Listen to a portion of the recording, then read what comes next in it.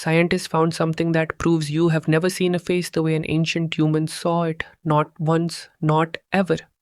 And what they discovered means an entire emotion you feel every single day might not have existed for 90% of human history. The word is ugly. Three letters. Feels ancient, feels like something humans have always carried. But archaeologists just found evidence that this feeling, this judgment, may be one of the youngest things about the human mind. Not thousands of years old, possibly far, far younger than that. Here's where it gets disturbing. Researchers pulled hundreds of small carved figures out of the earth, stone, ivory, clay, buried across thousands of miles, from caves in France to frozen ground in Siberia. People who never met, who never spoke the same language, who never saw each other's art, and yet every single figure looks almost identical. Wide hips, full stomach, heavy thighs. The same body carved by hands separated by an entire continent. For decades, this baffled scientists. How does that happen without contact, without communication, without any shared culture at all? Then someone matched the locations of these figures against something nobody had checked before. Ice age climate data, and what they found changed everything. The figures closest to the glaciers had the heaviest, fullest bodies. The further from the ice, the slimmer they became. This wasn't art, this was a map of survival, frozen in stone. During the Ice Age, starvation wasn't a risk, it was guaranteed again and again for months at a time. A woman with extra body fat had something no one else had, a buffer against famine, a higher chance her child would survive being born at all. The body modern culture calls overweight was, to an ancient human, the single most attractive trait a person could have, which means the standard you've been measured against your entire life might be the complete opposite of what kept our species alive. But here's the twist nobody talks about. Not every figure follows this pattern. In warmer regions, far from the glaciers, archaeologists found something different. Slimmer waists, different proportions, as if two entirely separate definitions of beauty existed on the same planet at the exact same time. No internet, no media, no shared standard.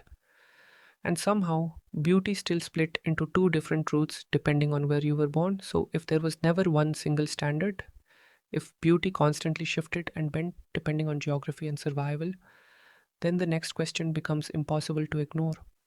Was there ever really anything to fail at? Was ugly even a concept that could exist if there was nothing fixed to compare yourself to?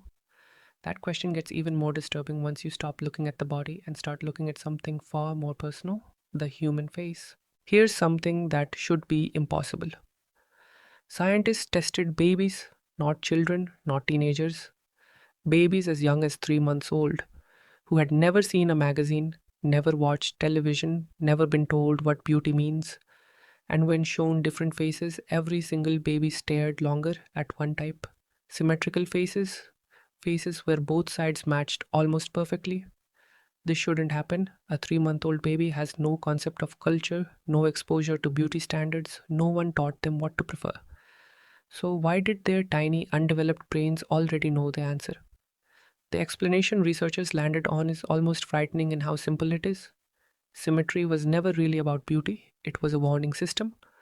A face that grows perfectly even on both sides means a body that faced no major disruptions while forming, no serious illness, no malnutrition, no genetic damage interrupting development.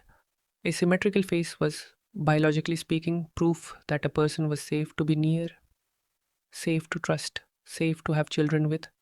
An asymmetrical face carried the opposite message. It could mean disease, it could mean something dangerous lived inside that person's blood, something that might be passed on.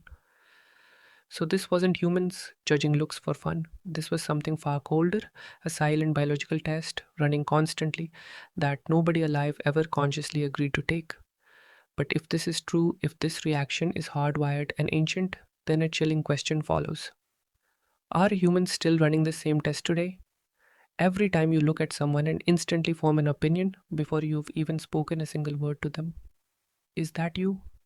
Or is that a survival instinct from 30,000 years ago, still operating exactly as it was designed to? This is where the story gets even stranger, because this same pattern doesn't just exist in ancient figurines and laboratory tests, it exists right now in tribes that have had zero contact with the modern world. Anthropologists travel deep into the Amazon to study isolated tribes, groups with no internet, no magazines, no social media, no idea what a modern human even looks like. And when researchers showed them photographs of faces that Western audiences rate as highly attractive, the tribes agreed almost every single time. Think about what that actually means. Two groups of humans, separated by oceans, language, technology, and thousands of years of completely different cultural development, independently arrived at the exact same conclusion about which faces were appealing. If beauty was purely something culture invented, something taught through magazines and movies and filters, this should never happen. It should be impossible. Unless beauty was never fully invented at all. Unless some piece of it was already written into the human brain before culture even existed, passed down silently, generation after generation, hidden inside instincts nobody ever consciously taught.